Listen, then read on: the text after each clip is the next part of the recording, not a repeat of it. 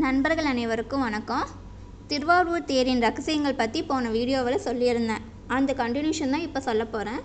அந்த வீடியோவை பார்க்கல அப்படின்னா என்னோடய டிஸ்கிரிப்ஷன் பாக்ஸில் லிங்க் கொடுத்துருக்கேன், படித்து பாருங்கள். எவ்வளவு ஸ்பெஷலாக இருக்குது நம்ம திருவாரூர் தேரில் அப்படின்னு.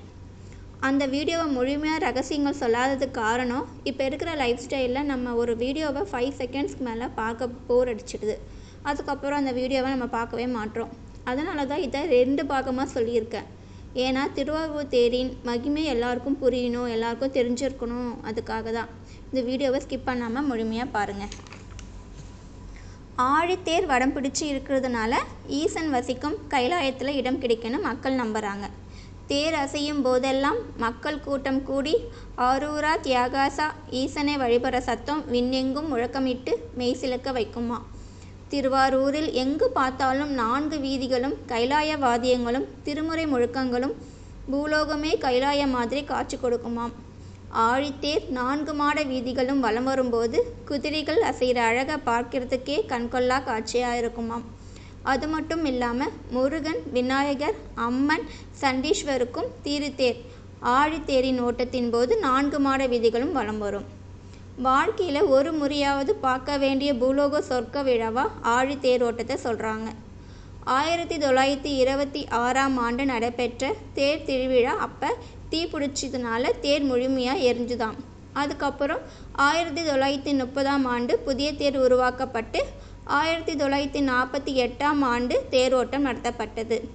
அதுக்கப்புறமும் மறுபடியும் தேர் திருவிழா தடைப்பட்டிருக்குன்னு ஒரு வரலாறு சொல்கிறாங்க. அந்த அழகிய தேரில் 400க்கும் மேற்பட்ட மரம் சிற்பங்கள் இருந்துச்சாம். இறுதியாக 1970ஆம் ஆண்டில் தமிழக அரசு மற்றும் வடபாழி மங்கலம் தியாகராஜ முதலியார் முயற்சியால் ஆழி தேரோட்டம் மறுபடியும் தொடங்கியிருக்கு. இப்போ திருவாரூர் இருக்கிற இந்த தேர் ஆசியாவிலேயே மிகப்பெரிய தேர். எண்கோண வடிவில் 7 அடுக்குகளை கொண்டு 96 அடி உயரமும் 31 அகலமும் சுமார் 300 டன் எடையும் கொண்டது இந்த தேர்.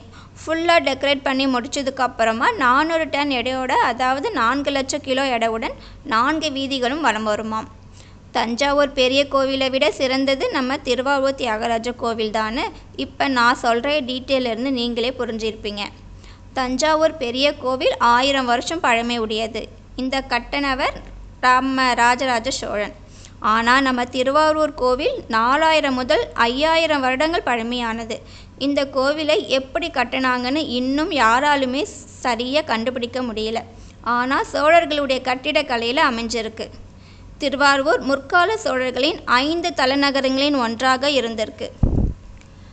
தாம் பெத்த மகனை தேரிட்டு கொன்ற பசுவுக்கு நீதி வழங்கிய மனுநீதி சோழன், இந்திரனுடைய லிங்கத்தை பூமிக்கு கொண்டு வந்த முசுகுந்த சோழன் வாழ்ந்த ஊர் திருவாரூர். சோழர்களுடைய கல்வெட்டில் பார்த்திங்கன்னா தியாகராஜ விதிவு வாக்குதூர்னு சொல்கிறாங்க. சோழர்கள் மட்டும் இல்லாமல் பாண்டியர்கள், விஜயநகர் வேதர்களுடன் 25 கல்வெட்டுகளையும் நம்ம இந்த திருவாரூரில் பார்க்கலாம். காசியில் இறந்தால் முக்தி, திருவாரூரில் பிறந்தால் முக்தின்னு சொல்லுவாங்க. பிறந்தால் மட்டும் என்ன, பெயர் சொன்னாலே கூட முக்தி தரக்கூடிய தலம்தான் இந்த திருவாரூர். இந்த உலகத்திலேயே முதன்முறையாக தோன்றிய ஊர்னா திருவாரூர்னு சொல்கிறாங்க. திருவாரூர் பேரே ஆருயிர் தான். மகாலட்சுமி திருமலை மணந்து கொள்ள திருவாரூர் இருக்கிற ஆன்மீகநாதரை வழிபட்டு திருமாலை மணந்து கொண்ட தலம் திருவாரூர்.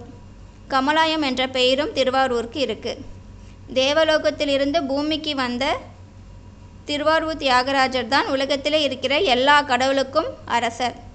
நம்ம தஞ்சாவூர் கோவிலை விட 1 மணி நேரத்தில் சுற்றி பார்த்துடலாம். ஆனால் நம்ம திருவாரூர் கோவில் முழுமையாக சுற்றி பார்க்கணுன்னா 1 நாள் போதாதுன்னு சொல்லணும்.